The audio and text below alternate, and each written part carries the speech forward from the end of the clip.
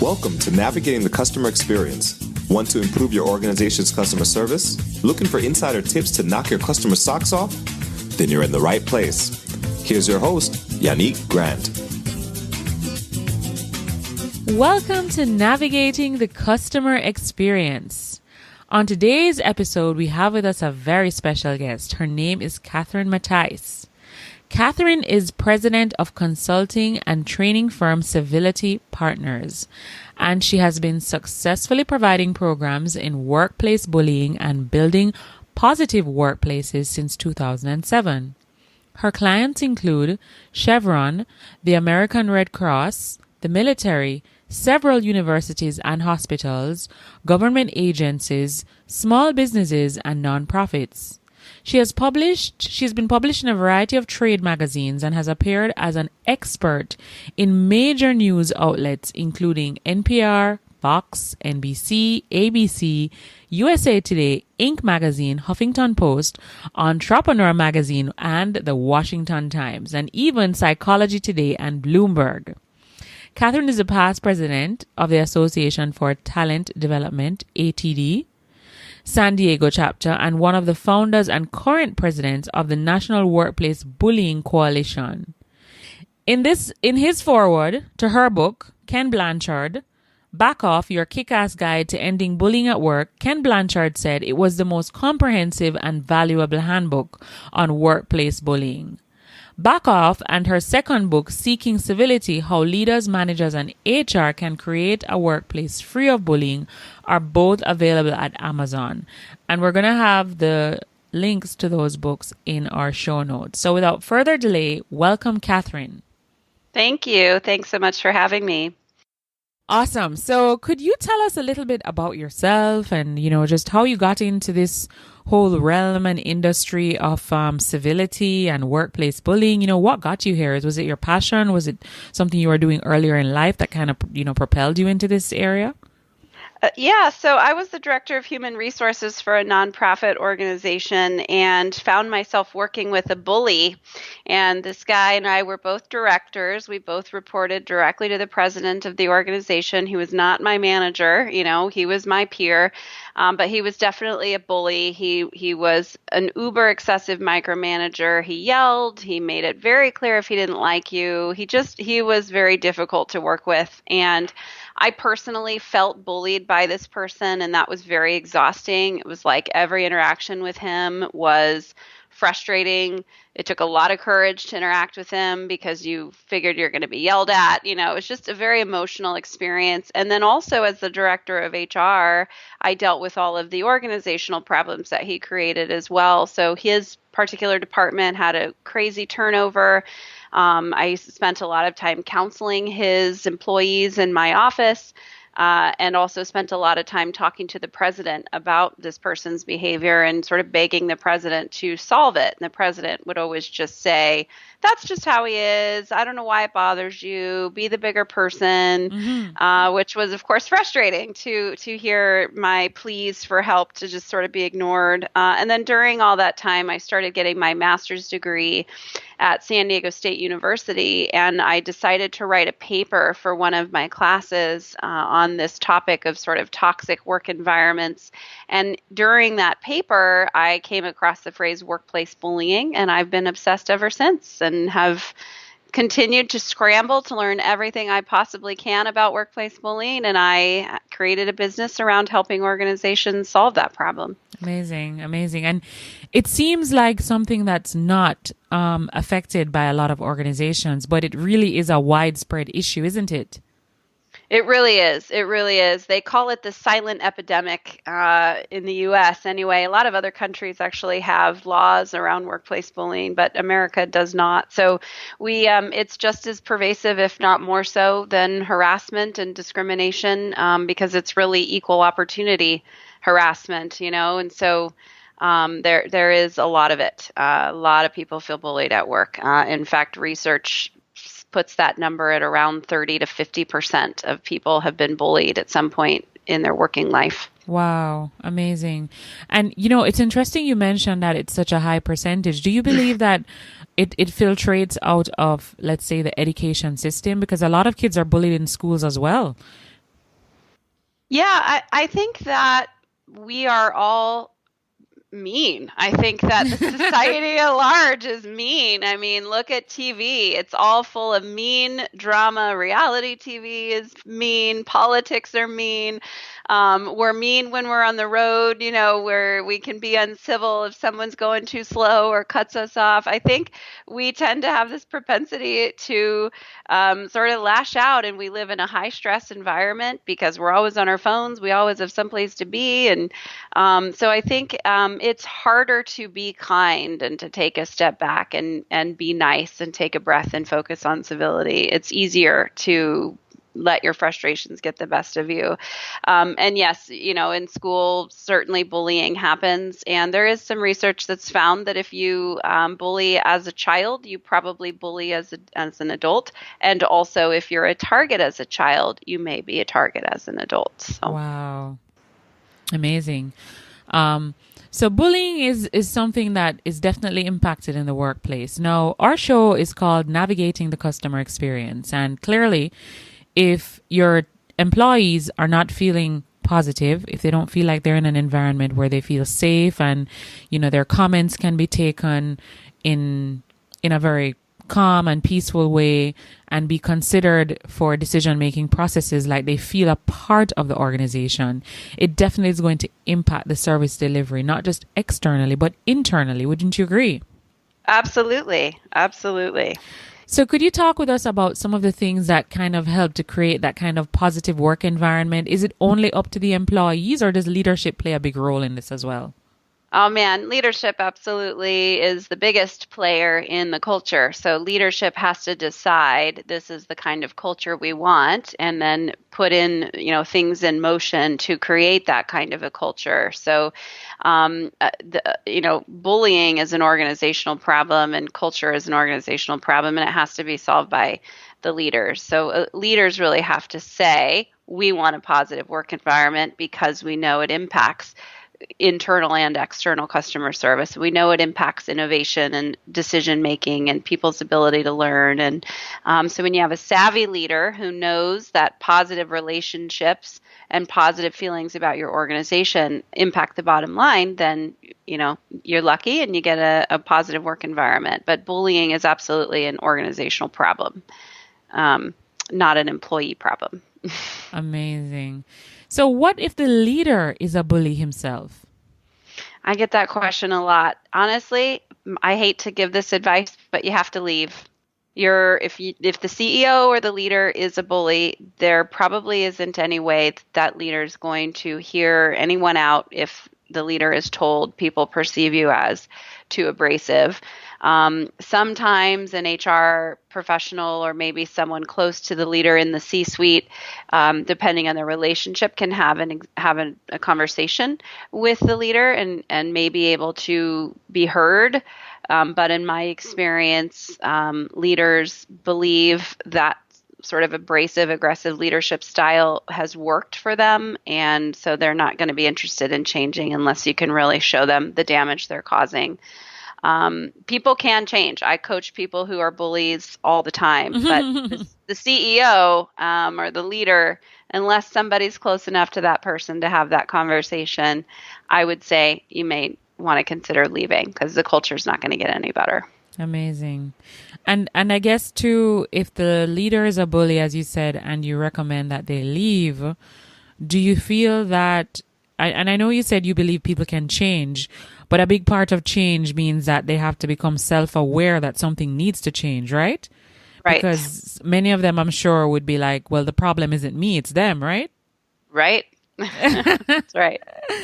I've heard that so many times in organizations, when employees make complaints, and a lot of times that the complaints are being made, they're not willing to accept that, sometimes the issue is not necessarily with the other person, but sometimes we need to look internally and look at how we could be doing things differently. Because maybe Agreed. If we take a different approach, we'll get a different result. Agreed. Yeah. All right. So could you tell us a little bit about what's your view on customer experience? So I know you live in the United States and I'm sure you travel a lot. How do you feel about customer experience on a global level? Ooh, that's a loaded question. I recognize that because of social media and the internet, that companies are maybe more focused on customers than they used to be, but it's more about the branding than really caring about customers. And you see that with all of the negative things that go on. United being an example, they had this big media problem when they had the police come and remove Yeah. a customer, but that was a culture problem. That's the reason that happened, and that the people who worked for United actually thought to themselves, we are going to call the police and have this customer forcibly removed. That's a culture problem with United. So I think that customer experience and customer service boils down to culture as well, and having a positive work environment, as we've talked about. So. What are some of the things that you encourage organizations to do to kind of create that kind of culture where, people are feeling positive, that where the energy is consistently up? Yeah, I think a big thing that I see with my clients is that when companies call me because their culture is negative, one of the things they're not doing is living their core values. So I have really come to see the value in core values, and I've seen it firsthand that if you can live your core values and make your core values part of everything you're doing day in and day out, then that would really affect the culture, because then everyone is very clear on how they're supposed to act. Just kind of going back to the United example, United versus Southwest Airlines, which it always wins customer service awards. Their three core values are servant's heart, warrior spirit, and something about fun, having fun. And so, if an employee is making decisions in the context of those three core values, they would never ask police to forcibly remove a customer who's not doing anything wrong. So United wasn't living their core values, and that's how things like that happen. So a lot of companies don't see the value in core values until something awful happens, and then they realize, oh, we got to get back to our core values. And some of them have core values that their employees don't even believe in. Right. And that goes back to it, though. So I see this all the time. Companies have core values and they're on their website, and maybe they're on a sign somewhere in the lunchroom, and that's the extent of it. So how can employees believe in those core values when they're not part of their day in and day out life? True. It's up to the organization to say, here are our core values. This is how we want everyone to behave. And then the organization has to find ways to advertise those core values regularly and ensure that employees know them and live them regularly. True. So it's like you're basically trying to find new and innovative ways to reinforce and basically have lots of repetition. So now it becomes a part of their DNA. So if courtesy is one of your core values, in everything you do, you try to effect courtesy. That way, when you're dealing with the external customer, it's not something that you're trying to put on. It comes so naturally because it's something that you practice every day anyway. That's exactly right. Exactly. Yeah. Yes. All right. Could you share with us how you stay motivated every day? Because, bullying is kind of a negative subject. I know positive comes out of it, but, with all of the clients that you have to be dealing with as it relates to civility, and you're right. We live in a society, as you said, where people are constantly on the go. We drive with, no level of courtesy or concern. Like here in Jamaica, we toot our horn, for the least little thing. I know in some countries, tooting your horn is actually considered to be very disrespectful. Oh my goodness, if you came to Jamaica and drove, you'd be like losing your mind because they toot their horn for like everything. But with all the things that you're doing in trying to increase civility in our society and, decrease on the level of bullyism that exists, how do you stay motivated every day? I think it's all of the negative stuff that I see really fuels my fire and makes me work even harder to make a dent in all of the negativity. It really pains me to see employees unhappy, and what you do for a living is such a big part of your self-esteem and your self-concept.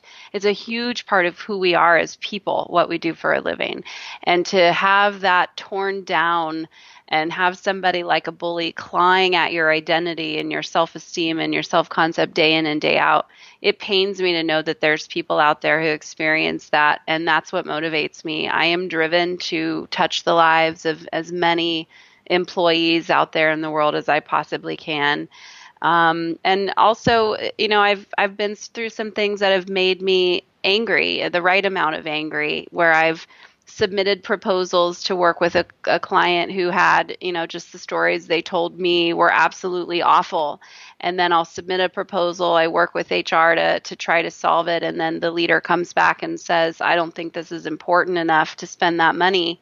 That makes me angry. And that anger, I think, fuels me too. It makes me want to work harder.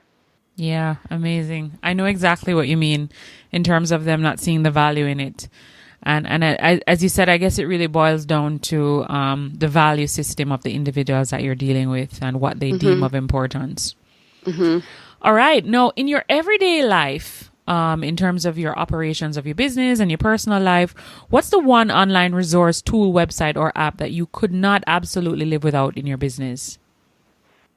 Well, email, but I guess that's an easy answer. I use LinkedIn regularly to make connections, and I know that's how we got connected. I use HubSpot to manage my customers and interactions. I've got an email MailChimp that I'm using. So I think there's definitely a lot of tools out there that I feel like I couldn't live without. That help to keep you basically organized and having everything just flow. Yes, exactly. I know exactly what you mean. What are some of the books that have had the biggest impact on you? Think and Grow Rich. That was my very first personal development book. So that one's had a big impact on me. Of course, I've read a lot of books on workplace bullying. One book I mention a lot that had an impact on me is a book called Positive Leadership by Kim Cameron. He is in the positive psychology space, and he talks a lot about essentially how to create a positive work environment too. And he has very specific action items in that book that I actually offer up as advice quite a lot. And it's a short read. So I highly recommend that book. That's probably one of my favorite sort of business books. Very good. All right. So we're going to have both those books and the links to them, which I'm sure are available on Amazon in the show notes for this episode. Now, Catherine, we have a lot of listeners who are business owners and managers who feel they have great products and services, but they lack the constantly motivated human capital. If you are sitting across the table from that person, what's the one piece of advice that you would give them to have a successful business? Help their employees find meaning in their work. Help them find a profound connection to everything that you're doing and that the company is trying to accomplish. And your company will flourish if you do that. All right. So help them find meaning in what they're doing. Therefore, there must be a direct link between what the company's goals are and what the personal goals of the employee is. Because if those two things actually have some congruence, then both entities actually have a win-win situation, right? That's right. I'll just give a quick example of that. I was doing some training for a company that kills mosquitoes. That's their business. Wow. And so I was doing some training, and on a break, I just sort of asked this trainee sitting next to me, tell me more about your business. What do you do? And she said, well, we kill mosquitoes. That's about it. That's all I got. And this other person sitting next to her says, is that all you think we're doing here? We are saving this community from West Nile virus. Wow. And he was offended that she thought all they did was kill mosquitoes. And so he, believes he's saving the community from this horrible disease by killing mosquitoes, and killing the mosquitoes was a means to the end goal of saving the community. So that's what I'm talking about, help reminding your employees that there's a bigger picture beyond their tasks every day. Amazing. That's so true. Wow. That's really profound. All right. Could you share with our listeners what's the one thing that's going on in your life right now that you're really excited about? Either something that you're working on to develop yourself or your people? Oh, well, that's a great question. I'm happy to answer that one.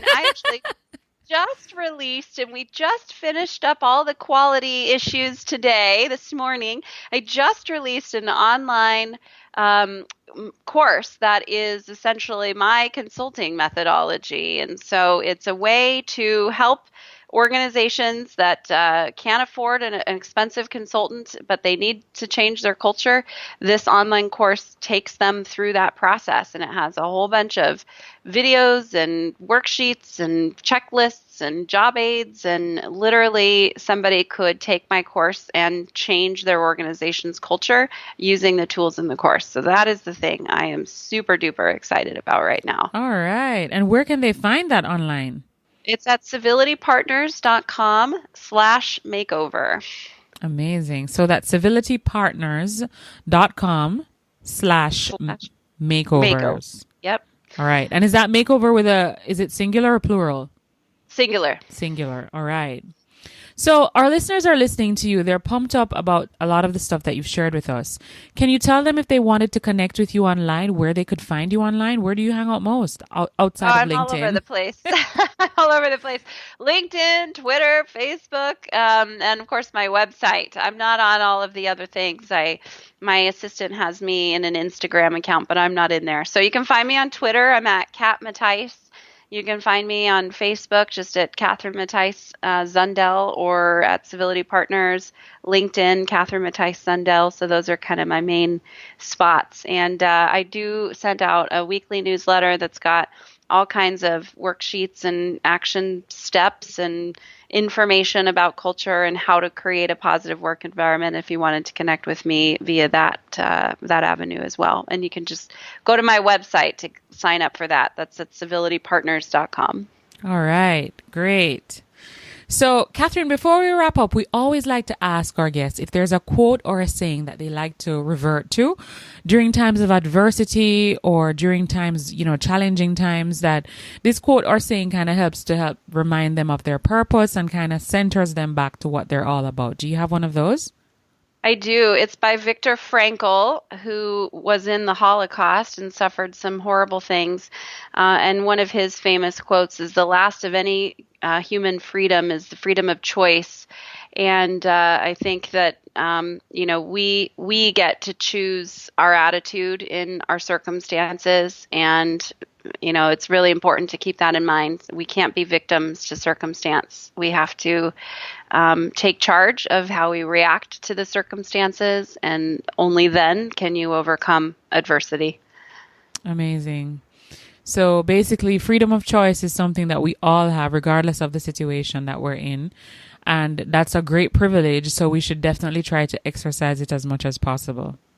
Right. That's right. All right. Well, thank you so much, Catherine, for taking time out of your busy day to sit with us today here and basically just have a great chat about workplace civility, bullyism, ensuring that we have a positive work environment, focusing on core values, not just putting them up on your wall, but actually living the core values in everything that we do internally and externally. And most importantly, working to have a better society where, we have more positive experiences. Yeah. Well, thank you so much for having me. I appreciate it. You're welcome. So thanks for listening, guys. We appreciate you listening to another episode of Navigating the Customer Experience, and I'll see you next time. I'm your host, Yannick Grant. We really appreciate your support of this podcast. Are you ready to grow your business even more? Or improve your leadership skills? Or train your team members in the art of customer service?